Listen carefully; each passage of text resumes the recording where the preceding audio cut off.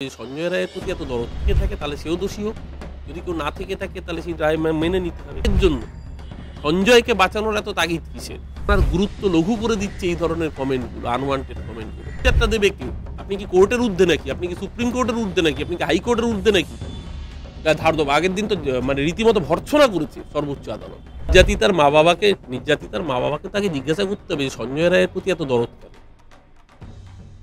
আর কেউ ছিল কি ছিল না সেটা তদন্তে উঠে আসুক, যদি কেউ থেকে থাকে তাহলে সেও দোষী হোক, যদি কেউ না থেকে থাকে তাহলে সেই রায় মেনে নিতে হবে। কিন্তু সঞ্জয়ের রায় যে ছিল এটাই তো কোনো সন্দেহ নেই, কারণ digital footprint, biometric, DNA mapping সমস্ত প্রমাণ করেছে সঞ্জয় ওখানে উপস্থিত ছিল। সঞ্জয়ের স্কিন টিস্যুস মিলে গিয়েছে নির্যাতিতার নখের সাথে। ডিএনএ স্যাম্পেলে স্যালাইভা মিলে গেছে, ডিএনএ স্যাম্পেলে সঞ্জয়ের দেহ থেকে নির্যাতিত দেহরস মিলে গেছে। তাহলে সঞ্জয় যে ওখানে ছিল এবং ক্রিমিনাল কনস্পিরেসির মধ্যে সঞ্জয় পার্ট অফ দ্যাট, এটা তো পরিষ্কার মিলে যাচ্ছে। তারপরে এত জামাই আদর কেন সঞ্জয়কে? কিসের জন্য? সঞ্জয়কে বাঁচানোর এত তাগিদ কিসের? সঞ্জয়কে বাঁচিয়ে রাখার তাগিদ কাদের মধ্যে দেখা যায়? যার মেয়ের সঙ্গে এই অত্যাচার করেছে এবং সেই অকুস্থলে ছিল, সে অন্যায়ের মধ্যে পার্ট ছিল, তাকে বাঁচানোর জন্য মা বাবার এত তাগিদ কেন? এই প্রশ্ন তো উঠবে, এই প্রশ্ন তো উঠছে।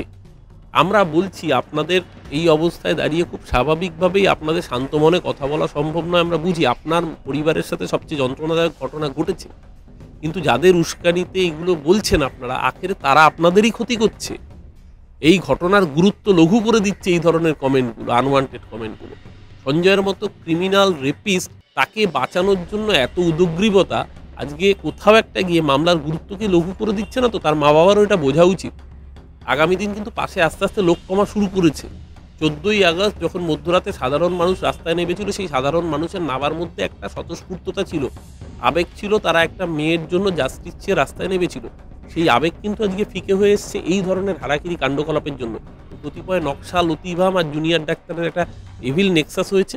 এই নেক্সাস তাদেরকে দিয়ে এইসব বলাচ্ছে, এতে আখেরে ক্ষতি হচ্ছে গোটা আন্দোলনে, যে আন্দোলন সিভিল সোসাইটি শুরু করেছে। আর সুবিচারটা দেবে কে? আপনি কি কোর্টের ঊর্ধ্বে নাকি? আপনি কি সুপ্রিম কোর্টের ঊর্ধ্বে নাকি? আপনি কি হাইকোর্টের ঊর্ধ্বে নাকি? ধার দেবো। আগের দিন তো মানে রীতিমতো ভর্ৎসনা করেছে সর্বোচ্চ আদালত। তদন্ত কি বন্ধ করে দিতে বলবো? সর্বোচ্চ আদালত বলতে বাধ্য হয়েছে। কেন বলতে বাধ্য হয়েছে? সবার উপরে আপনি ঠিক করে দেবেন? এই জিনিস চলতে পারে নাকি দিনের পর দিন? আপনি সিবিআই চাইবেন, তারপর বলবেন সিবিআই মানি না। আপনি সুপ্রিম কোর্টে যাবেন, তারপর বলবেন সুপ্রিম কোর্ট মানি না। সবাই সেটিং, হ্যাঁ, সব সেটিং। মানে তৃণমূলের সাথে বিজেপির সেটিং, বিজেপির সাথে সিবিআই এর সেটিং, তৃণমূলের সাথে পুলিশের সেটিং, আবার সুপ্রিম কোর্টের সাথে শিয়ালদা লোয়ার কোর্টের সেটিং, সবাই সেটিং। মানে একমাত্র সঞ্জয় রায় হচ্ছে নিরপরাধ, বাকি সবাই অপরাধী। মানে সঞ্জয় রায়কে নিরপরাধ ঘোষণা করতে হবে। কেন? কারণটা কি?